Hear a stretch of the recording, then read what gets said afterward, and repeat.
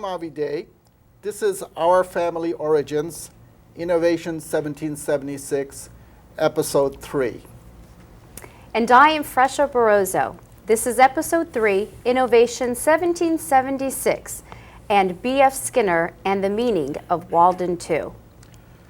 In the introduction of the second issue of the now classic Book of the Century, titled Walden 2, republished in 1976, Professor B.F. Skinner tells us that he wrote this book out of personal dissatisfactions as World War II was ending.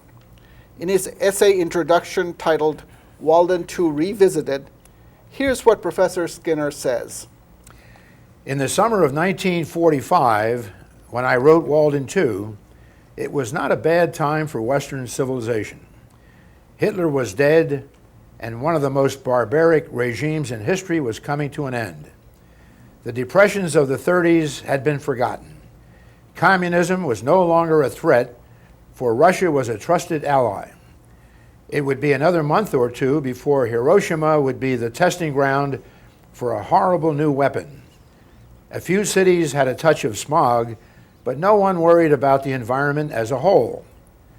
There were wartime shortages, but industry would soon turn again to devoting unlimited resources to the fulfillment of unlimited desires.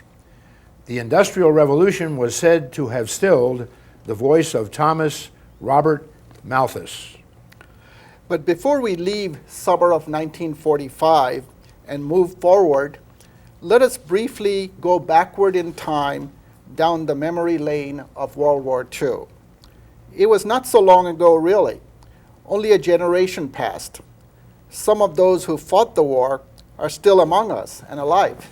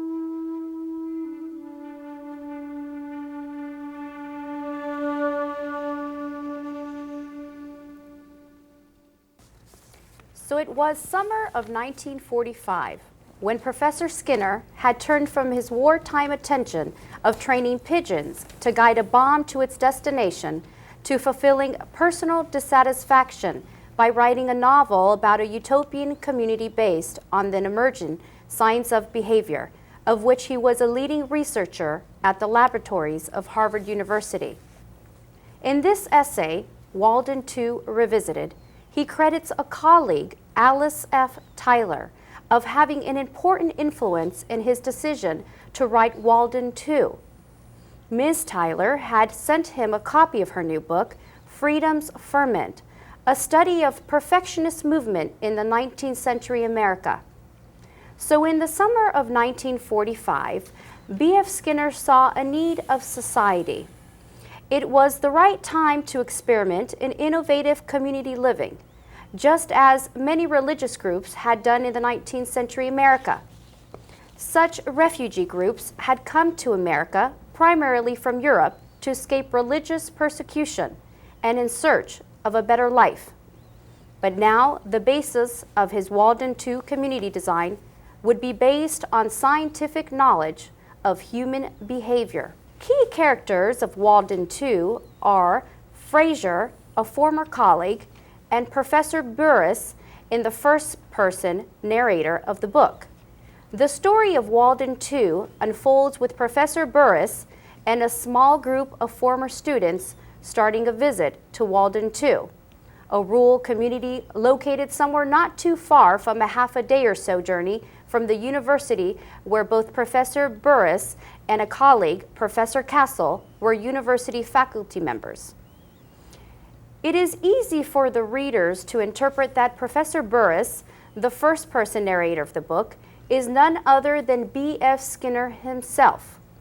After all, Burris was the family name of the author on his mother's side and Professor Skinner's own first name.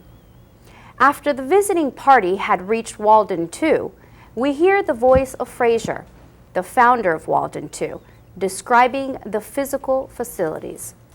We used the old farm buildings as living quarters until we could put up the original unit you see on our left. Some of them were too valuable to tear down.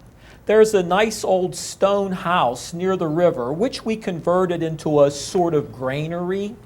The original barns are all still in use, except one which stood on the site of our modern dairy barn. The main building, of course, we put up ourselves. The material, Burris, is rammed earth, although a few walls are made of stone from that old quarry you see above the stone hill.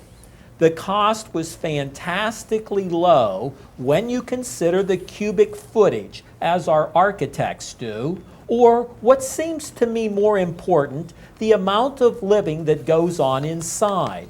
Our community now has nearly 1,000 members. If we were not living in the buildings you see before you, we should be occupying some 250 dwelling houses and work in 100 offices, shops, stores, and warehouses. It's an enormous simplification and a great saving of time and money. Beside the voice of Professor Burris as the narrator of the story of Walden 2, there's a second voice, Professor Castle, who presents a counterpoint and the voice of a critique. Now we will take you to near the end of Walden 2 story as the small group is ready to depart Walden 2 and return to the university. We hear voice of the narrator, Professor Burris, on page 288.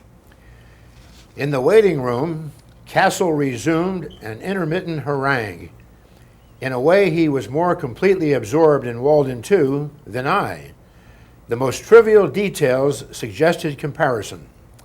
His audible remarks were frequently incoherent, and I could make sense of them only by guessing and the energetic silent discourse which was taking place behind them. He was not yet free of Fraser's magic, but he had reached and was holding to a decision. From every point of view, logical, psychological, and factual, Walden 2 appeared to him obviously impossible. the discrepancies would vanish in time. For one thing, he said, you can be sure that someone will get Fraser before things have gone much further. It may be the government, it may be rival religious or economic forces, or perhaps just some envious individual inside or outside the community. But someone will get him. You may be sure of that. Joseph Smith was murdered by an angry mob. Eric Jansen was shot by a jealous rival. John Humphrey Noyes fled to Canada. Look at history, man. I knew what Fraser would say to that. Those early communities had nothing hardly at all in common with Walden 2. In fact, or theory. How could one draw any inference? Fraser had seen the danger of aggression against Walden 2 and had provided for it well enough. The possibility of working out a satisfactory life of one's own making, the least possible contact with the government, was the brightest spot in Fraser's argument. There was the Thoreauvian side of Fraser, and I liked it. Why fight the government? Why try to change it? Why not let it alone? Unlike Thoreau, Fraser would pay his taxes and compromise whenever necessary. But he had found